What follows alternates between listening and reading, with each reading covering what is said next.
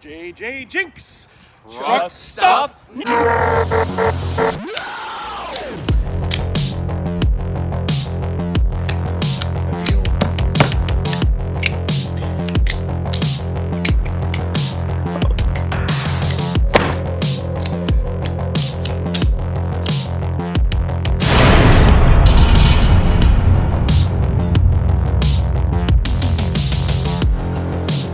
Well, folks, it finally happened. I've joined the Undead. It happens to the best of us. You get a little bit careless, you're out scavenging for some food or maybe some ammunition, and wham, you get bit by a zombie.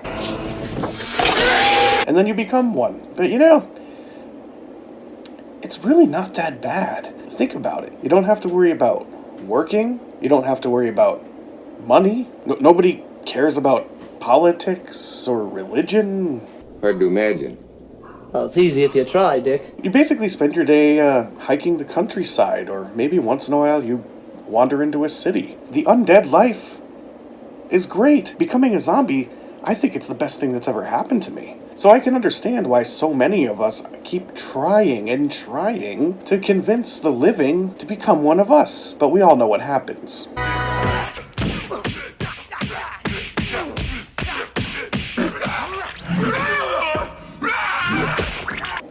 They just don't know what's good for them. But I realized something. Every once in a while, there's a zombie that kind of retains their intelligence a little bit. I suppose I'm one of them. And I've met others like myself too, but they're so few and far between, and our brethren in our hordes just keep getting picked off one after another after another. I think we need to organize. Therefore, I propose we establish the Joint Intelligent Zombie Milieu. And the first order of business for JISM needs to be awareness. We need to share information, keep each other safe. Information is power. Now, let's talk about what kind of information is already out there. Number one, the humans have figured out that our brains are vulnerable. It's the only way to kill us. And they're pretty good at it. They shoot us, they stab us, etc. But what they haven't figured out is what we know about them. Let's talk about armaments. Now, guns, yeah, they're a threat, but eventually they jam, they rust, they run out of ammo. I'd say we don't have to worry about that too much longer. But what happens when the guns are gone? They're going to resort to shorter range stabbing and blunt object weapons. For decades, humans have been manufacturing zombie hunting knives. I know, long before we were even a threat. There's this ingrained prejudice against us. We'll start with one of the quintessentials. This is the Z Hunter. Frankly, I don't know who these people are on the scales, but it ain't one of us. So these are open-assisted blades that they can carry in their pocket and have been available for a long time in gas stations and truck stops everywhere. What's worse is that Nick Shabazz has made these very popular, so lots of people have them. Here's another example. This one comes to us from Frost Cutlery. So it's cheap and inexpensive, and that's good for us. But while it might not have been practical at the time for the living, have a look at the blade. It's got lots of jagged edges and points, and as you know, zombie flesh is quite weak, so even though this really wouldn't be worth anything for anyone anywhere, it kind of is now, and they're numerous because of how cheap they were. So keep an eye out for this one as well. Here's another one that I've come across. It's disguised as a bullet, and the bullet itself is colored green, so you'd think, oh, something's wrong with it, right? No. It hides a blade inside, a pretty long one. And just to add insult to injury, they actually call it Undead lead. Bunch of savages. Here's a rather newer one. This one's kind of silly in my opinion. It's got a rather sort of accurate zombie head, but it's metallic. You know, like, we'll eventually start looking like that, but we'll never look metallic. It's got some blue and green, I don't know, mana potions or something in it. Now this particular one is also open assisted, and look how they decorated it. Green blood. We don't bleed green, we bleed red, just like every other zombie. Humans are not very bright. And here's another one. This one's in the shape of a bomb, with a little biohazard symbol and a skull in it. Now this is a little stubby blade, but hey, it comes out quick, and this is tiny, it's concealable, and it's made to be worn with their keys. Humans love keys. They use them to get into buildings, unfortunately. So if you ever chase one into a building, watch out for this one. Got a couple more here. This one's from M-Tech, one of the humans' biggest manufacturers of the shittiest knives. This is a big beefy Z Hunter, again with a skull on it. It really doesn't make sense because it looks like there are eyeballs in that skull, and none of us look like that. That's just a straight up skull with some weird eyes in it. But whatever. If humans think that's what we look like, hey, that's to our advantage.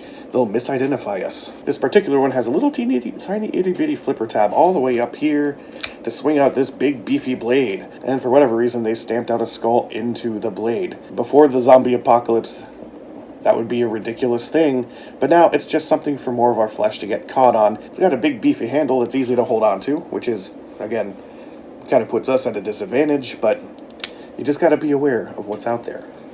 This is the old model Z Hunter. Here's a new one, and it looks like this.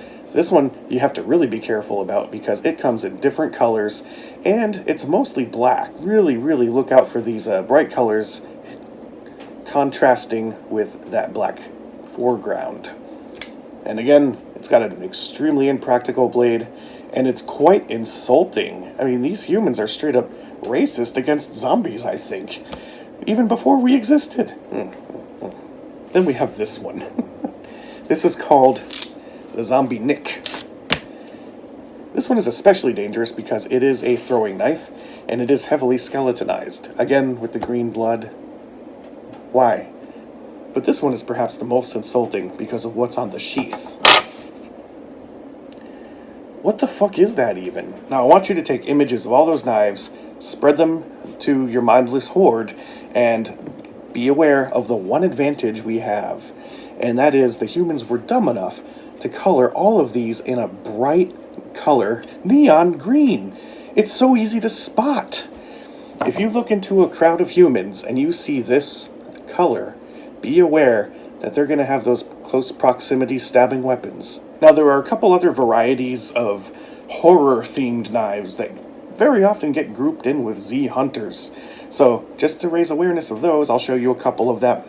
Number one, Grim Reaper knives. For some reason, humans are obsessed with the Grim Reaper, images of death, kind of that gothic look. And, well, these knives don't necessarily pose any threat in and of themselves, except that if a human has one of these, there's a good chance they might have one of these too. Here's a karambit type of example. Now the Grim Reaper on this one has some kind of a fiery thing above its head, so there's a little bit of color you could look for. And it's a stubby little karambit, which, due to the curvature, could really snag onto your flesh, so watch out for this one. In addition to those, humans might have other zombie knives that just don't come in the typical green. Here's one example. This one is actually a little bit more realistic. I mean, it doesn't quite look like me yet, but I'll get there. So if you spot one of these, be very wary, because one or more of them really knows what they're doing. And the blade on this thing is menacing, and it's a big beefy sheep's foot, or maybe a reverse tanto, something that the humans might have been working on in their anti-zombie laboratories. But here are a couple of examples of some harmless knives. For example, if you see this pattern on any knife, that human is not a threat. They are a mall ninja. They might have a stabbing implement, they just won't know how to use it effectively. And this pattern is not restricted to folding knives. Here's an example of an OTF. Quicker to deploy, but just as useless. So that brings me to the second item of our first JISM meeting, and that is deception. You may have noticed that the things poking out of my head have been changing throughout the course of this video, and it's counterintuitive because if these things were poking into my brain, I shouldn't be an undead, right? I should just be plain dead. My apologies for the deception, but these are in fact fake. You slip them over your head, and then you slowly approach a human, and you know what happens? They're going to hesitate. They're going to say, oh, hang on. Somebody already bashed that zombie in the head, and it's still moving. It's still going. It's still coming after me. What do I do now? That moment of hesitation is all you need to gain the upper hand. Doesn't matter how many of these things they have, you got them. So get as many of these as you can and outfit your hordes with them. They can be quite effective against the living. Oh, excuse me. Now that brings me to the third item of our first Jism meeting. We need to start fighting back. We need to return that threat in kind. Therefore, I propose we begin to carry with us H-Hunters. I present to you, my fellow undead, the prototype H-Hunter. This is made out of solid steel with a railroad spike handle. We have some very nasty serrations on the top here so that you can really jab it in and get to their flesh and rip it open. It's cut in the style of a machete, but it's also sharp up here, so you can stab at them. And the railroad spike handle is wrapped in a nice multicolored cord, which blends in quite nicely with the terrain, so unlike the foolish living, these will not be spotted. And after you've dispatched the living, you can take a break and snack on that succulent gray matter. But how often do we get caught while we're eating? We look up, we see them, and it's too late. They're already upon us. We need to gain access to those brains more quickly. So I propose that we also outfit our hordes with a cutting implement. I recommend one of these. It is made from a wrench and a section of a saw blade. And it looks fantastic. I mean, check this thing out. I love how it's shiny, and it kind of cocks off to one side. This thing's a work of art. So a human might spot you with this and then stop to admire it. You could use it to slice open the skull and start sucking out the brains so that you can sneak away and not live another day. Fourth order of business, these H-hunting implements were crafted by the human, Tristan Barnett, who has been a great ally to the undead and zombie kind the globe over. Therefore, I propose that we give Tristan Barnett an honorary Jism membership. Yes, we are a very inclusive organization. We even allow the living. So if you see Tristan Barnett out there, leave him alone so he can keep making this stuff for us. Final order of business, we need a symbol. We need a symbol that fucking focus. We need a symbol that counters the silly human symbolism, the skull and the biohazard symbol. We can make something just as intimidating. I propose we adopt this knife as our crest. You kind of hold it like this, or maybe like this. Either way, there's flexibility in how it's wielded, just like Jism. On one side, you've got the bloody red skull, and on the other side, you got this wraith thing on a horse. And in the middle, a skull with metal flames coming out of it. This thing is freaking awesome. And I hereby adopt this as the official symbol of Jism. A good knife needs a good display. So I've got this. I got this from Smoky Mountain Knife Works like months ago, and I've been waiting for Halloween to show this to you all. What we have is a pile of skulls on a dead tree with this guy just kind of lounging at the edge of the scene. Now, check it. A couple things to check out. First of all, here's how the knife mounts. So there's this tree branch here that this hooks over, right?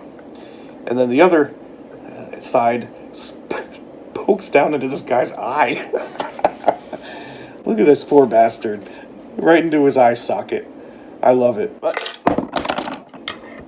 here's perhaps the coolest part. It lights up.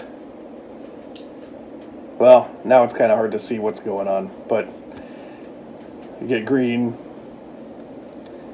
you get blue, you get purple, and red. This is a really cool decoration. I love it. It's been on my shelf for months, and I just like the diorama feel to it.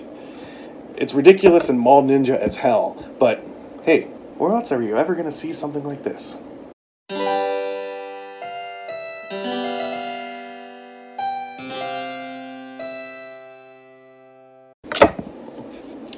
So this concludes the inaugural meeting of Jism. Everyone have a fun and safe Halloween. And I got to show off my Z Hunter collection. It's a win-win.